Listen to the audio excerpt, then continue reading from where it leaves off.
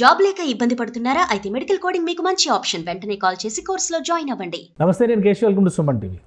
ఆంధ్రప్రదేశ్లో హిందువుల పవిత్ర క్షేత్రమైనటువంటి తిరుమలలో ఒక ప్రత్యేకమైన సంఘటన జరిగింది. డిప్యూటీ సీఎం పవన్ కళ్యాణ్ సతీమణి మొక్కులు చెల్లించుకోవడం ఆసక్తికరంగా మారింది. అలానే తిరుమల అన్నదాన క్షేత్రానికి సంబంధించి పెద్ద ఎత్తున విరాళం ఇవ్వడానికి కూడా పవన్ కళ్యాణ్ కుటుంబం సిద్ధమైంది. అసలు తిరుమల పైన సడన్గా మార్క్ శంకర్ ప్రమాదం నుంచి బయటపడిన వెంటనే తిరుమలకి వెళ్ళి మొక్కులు చెల్లించుకోవడం పైనే ఇప్పుడు అందరి దృష్టి ఉంది. దీనికి గల కారణాలు ఏంటి విశ్లేషించే ప్రయత్నం చేద్దాం. మనతో పాటు అనలిస్ట్ చంద్ర శ్రీనివాస్ గారు ఉన్నారు. చంద్ర శ్రీనివాస్ గారు నమస్కారం. నమస్కారం అండి. తిరుమల పవిత్రత గురించి, తిరుమల దేవుడి గురించి ఇప్పుడు చాలా చర్చ జరుగుతుంది. ఆవులు మాయమైపోతున్నాయి, చనిపోతున్నాయి అని రాజకీయపరమైన చర్చ జరుగుతుంది. ఒక్కసారిగా మొత్తం అదంతా ఒక టర్న్ అయిపోయింది.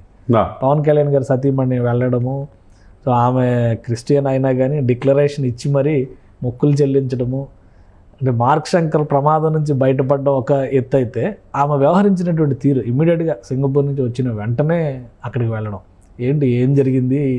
ఇంత వెంటనే ఇంత వేగంగా మొక్కులు చెల్లించుకోవడానికి కారణాలే? ముందుగా మనకి ఇప్పుడు మామూలుగా father of modern India Ambedkar గారి జయంతి గుర్తు తెచ్చుకోవాలి. మీరు చెప్పిన సబ్జెక్టులో అండి కేశవ్ గారు, మన హిందూ సనాతన సాంప్రదాయం కట్టుబొట్టు మనల్ని చూసి మన సంస్కృతులు భాగం అవ్వాలని ఇతర దేశాల నుంచి వచ్చి కూడా మన సంస్కృతులు మిళితమైపోతున్నారు. మనం చూసాం చాలా మంది. కానీ మన వాళ్ళు వెస్టర్నేషన్కి వెళ్ళిపోతున్నారు. అది దారుణమైన పరిస్థితి. మనకంటే వాళ్ళకి ఎక్కువ ఆసక్తి వస్తుంది. వాళ్ళ ఆసక్తి కాకుండా అండి, ఇప్పుడు పవన్ కళ్యాణ్ గారి జీవితంలో అన్నా లెజినోవా సెయింట్ పీటర్స్బర్గ్ నుంచి, రష్యా నుంచి వచ్చిన అమ్మాయి ప్రవేశించిన తర్వాత అన్నీ కూడా భర్త అడుగుజాడలో నడుస్తుంది. పెద్ద బిడ్డని మొన్న అక్టోబర్లో డిక్లరేషన్ ఇచ్చి తీసుకెళ్ళారు వాళ్ళ పాప. పవన్ కళ్యాణ్ గారు తీసుకెళ్ళారు, స్వయంగా సంతకం పెట్టి. ఇప్పుడు తను సంతకం పెట్టి, అంటే చూడండి, క్రిస్టియన్ అయినా కానీ క్రిస్టియన్ సంప్రదాయం ప్రకారం పెళ్లి చేసిన తన భర్త హిందూ అయ్యేతలకి తనతో పాటు మనం దశావతార టెంపుల్లో మనం చూసాం, ₹1,00,00,000 అన్నదానం ఇచ్చి ఈ బిడ్డ పుట్టినప్పుడు ఎవరైతే మార్క్ శంకర్ పుట్టినప్పుడు అక్కడ తీసుకెళ్లారు, నంబూరు నాగార్జున ₹1,00,00,000 అన్నదానం ఇచ్చారు. ఇప్పుడు మరలా ఆమె అక్కడి నుంచి సింగపూర్ నుంచి డిప్యూటీ సీఎం గారు అన్నా లెజినోవా వీళ్ళు వచ్చిన తర్వాత వెంటనే తనకున్న షెడ్యూల్లో పవన్ కళ్యాణ్ గారు రాలేకపోయినా పాప కంటిన్యూగా ప్రయాణం కదా, తన తల్లిగా మొక్కు తెచ్చుకోవడానికి తను కోలుకున్న తర్వాత ప్రాణాపాయ స్థితిని బయటకు వచ్చిన తర్వాత, ఎవరైనా ఒక ఆడవాళ్ళండి నిజంగా ఒక హిందూ సమాజంలో మనం ప్రతి మహిళ ఆమెను ఆదర్శంగా తీసుకోవాలి. ఎవరైనా తలనీలాలు సమర్పించడానికి జంకుతారు, అంత ఇది కాదు. బిడ్డలు పుట్టినప్పుడు ఏదో మొక్కు తప్పితే, ఇప్పుడు తన బిడ్డ కోలుకునే తెలియక ఆమె వచ్చి తలనీలాలు సమర్పించడం అంటే మామూలు విషయం కాదు. మొక్కు అంటే అది కూడా అందరూ భక్తుల వరుసలోనే స్పెషల్గా కాదు, అవును అక్కడే చేసి. ఎందుకంటే ముందు రోజు వచ్చిన తర్వాత ఆమె డిక్లరేషన్ ముందు సంతకం పెట్టి ఇవన్నీ చేశారు. అంటే ఈ డిక్లరేషన్ అంటే ఏంటి? ఇది ఇప్పటి నుంచి కాదు, 1933 నుంచి వస్తుంది. అంటే మీరు అన్నట్టు ప్రపంచవ్యాప్తంగా హిందువులకి వాటికన్ సిటీ తర్వాత అంతమంది భక్తులు వచ్చేది తిరుపతి. అది బ్రిటిష్ వాళ్ళ సమయం నుంచి కూడా డిక్లరేషన్ అనేది ఉంది. ఇందిరాగాంధీ గారు వచ్చినా, అబ్దుల్ కలాం గారు వచ్చినా, సోనియా గాంధీ గారు వచ్చినా డిక్లరేషన్ మీద ఆ రోజు సంతకం పెట్టాల్సిన పరిస్థితి. ఈరోజు ఆ డిక్లరేషన్కి విలువ ఇచ్చి ఆమె సంతకం పెట్టిన వెంటనే ఆమె తీసుకుని చూస్తుంటే ఎమ్మటే వారాహస్వామి టెంపుల్కి వెళ్తాం, తర్వాత తలనీలాలు సమర్పించడం, మళ్ళీ ఉదయాన్నే సుప్రభాత సేవలో పాల్గొనటం, అది కూడా చూడండి సాంప్రదాయంగా శారీ కట్టుకొని. అదైన తర్వాత మనం అక్కడ చూస్తాం కదా, జ్యోతి కొబ్బరికాయ కొట్టేసి హారతి అఖండ జ్యోతి ఇవన్నీ చూస్తూ ఉంటే మనం నేనైతే ఒక హిందువుగా చాలా ఆనందపడుతున్నా. మన మహిళలు కూడా, మన హిందూ సమాజంలో ఉన్న మహిళలందరూ కూడా ఆమెను ఆదర్శంగా తీసుకోవాలి. ఎందుకంటే ఆ రోజు విజయం సాధించిన తర్వాత 100% స్ట్రైక్ రేటుతో తన భర్త వచ్చి కళ్ళకు దండం పెట్టినప్పుడు చిరంజీవి గారిని ఆ 2 చెప్పులు తన చేతితో తీసుకున్నప్పుడే ఇంత గొప్పగా ఒక క్రిస్టియన్ కూడా, మన దేశం కానీ దేశం అయ్యండి కూడా, అంటే భర్తను ఫాలో అవుతాం, మన సాంప్రదాయాన్ని గౌరవించడం. మనం వారణాసి వెళ్ళినప్పుడు చూసాం, మోదీ గారిని కలిసినప్పుడు చూసాం. ఇప్పుడు కూడా ఆ చీర కట్టుతో ఆమె అందరూ కూడా హృదయాలను గెలుచుకుందని అనుకోవాలి. ఆమెను చూసి నేర్చుకోవాలనే భావన అందరిలో కలిగింది. ఎందుకంటే తలనీలాలు సమర్పించడం అంటే మామూలు విషయం కాదు. ఆ తర్వాత వెంటనే ఇప్పుడు అన్నదానం ట్రస్ట్ కూడా ఏదో విరాళం ఇవ్వడానికి, ఇప్పుడు మరి కాసేపట్లో ఆమె స్వయంగా వెళ్ళి తన బిడ్డ కోలుకున్న ఇదికి గుర్తుగా ఈరోజు అన్నదానం ఒక రోజు అయితే అండి 1,00,000 మంది పైన చేసినా కానీ వాళ్ళకి అయ్యే ఖర్చు 43,65,000 అవుతుందండి ప్రతి రోజుకి. మనం మొన్న చూసాం లోకేష్ గారు దేవాంశ్ పుట్టినరోజుకి ఆ రోజు అట్లా ఇచ్చారు 45 లక్షల రూపాయలు. ఈరోజు సేమ్ అట్లనే ఈరోజు అన్నదానం మొత్తం కూడా ఆమె అక్కడికి వెళ్ళి తిరుమల తిరుపతి దేవస్థానానికి పే చేస్తున్నట్టుగా తెలుస్తుంది. చేయటమే కాకుండా స్వయంగా వడ్డించి ఆ అన్న ప్రసాదాలు స్వీకరించి రేణిగుంట విమానాశ్రయం ద్వారా ఈవినింగ్ కల్లా మళ్ళీ హైదరాబాద్ వచ్చే అవకాశం స్పష్టంగా కనపడుతుంది అనమాట. అంటే ఇన్ని చూస్తాం మనం మామూలుగా అయితే చాలామంది నాయకులు నిన్నగా మొన్న కూడా బొమ్మన కరుణాకర్ రెడ్డి గారు ఆవులు చచ్చిపోతున్నాయి, గోవులు చచ్చిపోతున్నాయి అనేటువంటి ఆవేదన వ్యక్తం చేశారు. 5 ఏళ్లలో ఎప్పుడు కూడా వైవి సుబ్బారెడ్డి గారి టైంలో కానీ జగన్మోహన్ రెడ్డి గారు కానీ ఆయన కుటుంబం ఎవరు కూడా విరాళాలు ఇచ్చిన పరిస్థితి లేదు.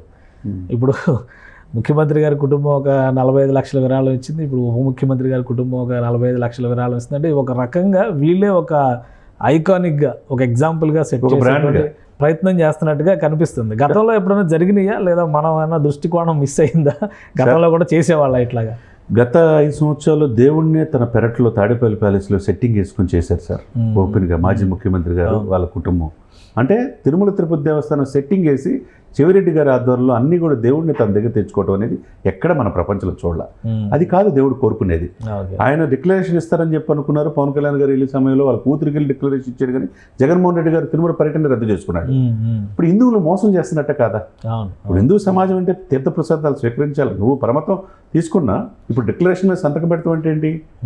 దేవుడిని నమ్ముతున్నానని చెప్పడం, సంతకం పెడతాం, విశ్వసిస్తున్నానని చెప్పడం. ఆ విశ్వాసంలో ఆమె రష్యన్ మహిళను కూడా పవన్ కళ్యాణ్ ప్రూవ్ చేసుకున్నాడు. మరి అదే పవన్ కళ్యాణ్ వీళ్ళు విమర్శించి ఇప్పుడు ఏం చెప్తారు? సమాధానం ఏం చెప్తారు చెప్పండి?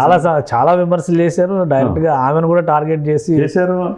దీన్ని బట్టి ఒక మహిళ, మన దేశం మహిళ, సెయింట్ పీటర్స్బర్గ్లో 1980లో పుట్టిన అమ్మాయి తీన్మార్లో పరిచయం అయిన తర్వాత సినిమాలో ఒక ఇండియన్ని పవన్ కళ్యాణ్ చేసుకొని ఒక డిప్యూటీ సీఎం అయ్యి భారీగా ఆమె ఎక్కడన్నా కానీ ఆ పాశ్చాత్య ధోరణి కావచ్చు, వెస్టర్నైజేషన్ కావచ్చు కనపడుతుందండి. ఆ వెంకటేశ్వర స్వామి ముందు చూడండి ఆమె కట్టుబట్టు. కాబట్టి నేటి హిందువులు కూడా స్ఫూర్తిగా తీసుకోవాలి. ఎవరైతే ఈయన విమర్శించిన వాదులు ఉన్నారో వాళ్ళకి అంటే సనాతన ధర్మం పైన పవన్ కళ్యాణ్కి ఇప్పుడు సాధికారత వచ్చింది అనుకోవచ్చు. ఎందుకంటే అది కూడా విమర్శిస్తున్నారు కదా, సనాతన ధర్మ రక్షకుడు అని పదే ట్రోలింగ్స్ కూడా చేస్తున్నారు కదా. మీరు అన్నట్టు సార్, హిందూ సనాతన సంప్రదాయానికి ఒక ఆయన బ్రాండ్ అయిపోయాడు. మీరన్నట్టు గతంలో చేయలేని విధంగా ఇప్పుడు ముఖ్యమంత్రి, ఉప ముఖ్యమంత్రి తన కుటుంబ సభ్యులతో వెళ్ళి తిరుమల పవిత్రను కాపాడటానికి తమ వంతు కృషి చేస్తున్నారు. దానికి ఎవరో వీళ్ళు చెప్పి ఇప్పుడు సాక్షాత్తు నిన్న నాయుడు గారు, చైర్మన్ గారు ఆరోపించారు, అన్యమతస్థుడైన కరుణాకర్ రెడ్డి వాళ్ళ బిడ్డల్ని ఎవరికి ఇచ్చి పెళ్లి చేశారు. వీళ్ళు హిందువుల గురించి చెప్తారు. గోశాలలో ఒక 2 గోవులు చనిపోతే 100 గోవులు చనిపోయినట్టు చూపిస్తున్నారు ఏగా చూపించి. ఇది ఇటువంటి వాళ్ళ మీద క్రిమినల్ కేసులు పెట్టాలని చెప్పేసి నిన్న ఆరోపించారన్నమాట. వాస్తవం ఏదైనా కానీ సార్, అన్నా లెజినోవా మన దేశం కానీ మహిళ అయినా కానీ నేటి హిందూ మహిళలకు కూడా ఒక ఇన్స్పిరేషన్గా చూస్తున్నారు, నిలిచారు. అది వాస్తవం. అది ఆమెను స్ఫూర్తిగా తీసుకోవాలి. మన సాంప్రదాయాలు, మన కట్టుబట్టుని మనం కాపాడుకోవాల్సిన అవసరం ఉంది. అందులో పరమ పవిత్రమైన వెంకటేశ్వర స్వామి అంటే కలియుగ దైవంగా భావిస్తాం. వరాహస్వామిని సందర్శించుకోవటం అన్నీ కూడా సిస్టమేటిక్. ఎక్కడా చూడండి ఆమె అక్కడ ఆచారం ఎలా ఉందో ఆ ఆచారాన్ని పాటిస్తూ వెళ్ళారు 100%. ఇంకొకరైతే డిక్లరేషన్ చేసుకొని కొండ మీద ఎక్కడ డిక్లరేషన్ చేసుకొని దర్శనం వరకు చేసుకొని వస్తారు. కానీ సిస్టమేటిక్ అక్కడికి వెళ్ళిన మరుక్షణం ముందుగా తలనీలాలు సమర్పించడం, తర్వాత వరాహస్వామిని దర్శించడం, మళ్ళీ అక్కడ జ్యోతిని అక్కడ కొబ్బరికాయ కొట్టడం, తర్వాత మళ్ళీ ఆయన కూడా సిస్టమ్ దర్శనం చేసుకుని సుప్రభాత సేవలో పాల్గొని ఉదయాన్నే ఎక్కడ నిద్ర కూడా పోయి ఉండదు పాపం. పొద్దున్నే 3ంటికి తెల్లారుజామున 3ంటికి సుప్రభాత సేవలో పాల్గొని ఇప్పుడు కాసేపట్లో అన్నదానంలో పాల్గొనడం అంటే నిజంగా హ్యాట్సాప్ చెప్పాలా డిప్యూటీ సీఎం గారు. సనాతన సాంప్రదాయానికి పవన్ కళ్యాణే కాకుండా పవన్ కళ్యాణ్ గారి భార్య కూడా, ఆయన కుటుంబం మొత్తం ఒక ఇదిగా మనం స్ఫూర్తివంతమైన కుటుంబంగా మనం చూడాలి. రైట్. థ్యాంక్ యూ శ్రీనివాస్ గారు. ఇది తిరుమలలో జరుగుతున్నటువంటి కార్యక్రమాలకు సంబంధించి ఆచారాలని, ఆనవాయితీలని పాటిస్తూ డిప్యూటీ సీఎం సతీమణి ఆనా లెజినోవా పూర్తి స్థాయిలో దేవుడిపైన విశ్వసనీయతని ప్రకటించే విధంగా వ్యవహరించారు. అలానే సనాతన ధర్మం విషయంలో పవన్ కళ్యాణ్ ఏదైతే చెబుతున్నారో ఆయన కుటుంబం మొత్తం అది ఆచరిస్తుందని మరోసారి స్పష్టం చేసినట్లయిందని చెప్పని చందు శ్రీనివాస్ గారు విశ్లేషిస్తున్నారు. ఇది special discussion. Keep watching. Suman టీవీలో మీ పర్సనల్ అండ్ బిజినెస్ ప్రమోషన్స్ కోసం కింది నెంబర్కి కాంటాక్ట్ చేయండి.